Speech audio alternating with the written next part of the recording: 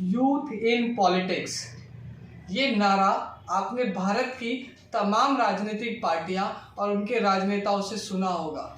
नमस्कार, मैं ऋषभ शर्मा आपके लिए लेके आया हूं, विशेषकर युवाओं के लिए लेके आया हूं एक बहुत ही रोचक और उनके लिए महत्वपूर्ण जानकारी।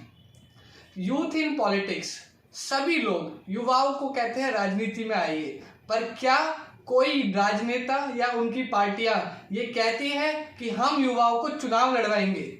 आपने ये नारा कहीं सुना है?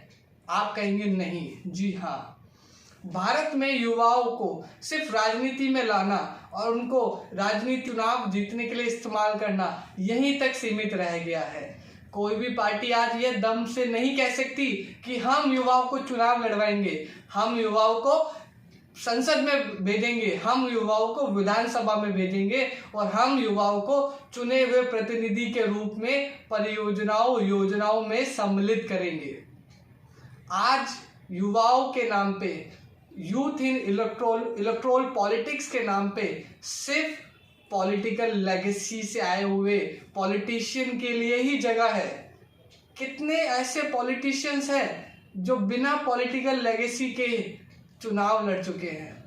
आप अगर आपके ध्यान में कोई हो तो आप बताइए हमें।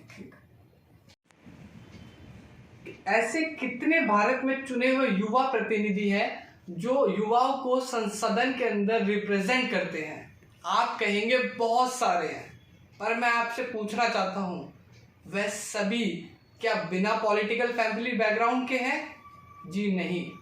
जितने भी युवा चुने हुए प्रतिनिधि हैं, चाहे वह अनुराग ठाकुर हो, दुष्यंत चौटाला हो, अक्षय यादव हो, गौरव गोगोई हो, सचिन पायलट हो, ये सभी पॉलिटिकली फैमिली बैकग्राउंड से रिलेटेड है।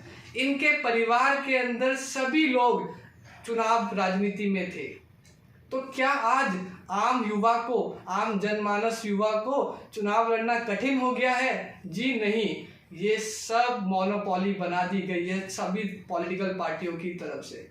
युवाओं को यूथ इन पॉलिटिक्स करके बुला तो लिया जाता है, पर उन्हें चुनाव नहीं लड़वाया जाता है। क्या आपने कभी किसी पॉलिटिशियन से या किसी पॉलिटिकल पार्टी से ये सुना है, यूथ इन इलेक्टोरल पॉलिटिक्स? अभी आप ये नारा बहुत सुन रहे होंगे, यूथ इन पॉलिटिक्स, पर आपने कभी, आप उनसे पूछिएगा कि आप क्यों नहीं कहते यूथ इन इलेक्टोरल पॉलिटिक्स, हमें चुनाव लड़वाइए। चुनाव लड़वाने पे फिर 2 स्टार के साथ टर्म एंड कंडीशंस लग जाती है कि आपको, आपके पास एक्सपीरियंस नहीं है। ये सभी टर्म एंड कंडीशन चुनाव के टाइम आ जाती है। युवाओं को राजनीति में सिर्फ चुनाव लड़वाने तक, नारे लगवाने तक, डंडे झंडे उठवाने तक ही सीमित कर दिया गया है। और कुछ युवा भी बहुत खुश हैं इन सभी से।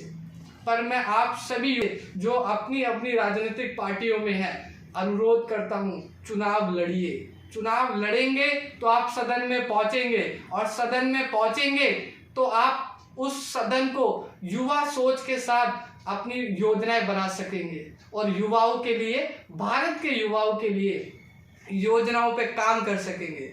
धन्यवाद, नमस्कार।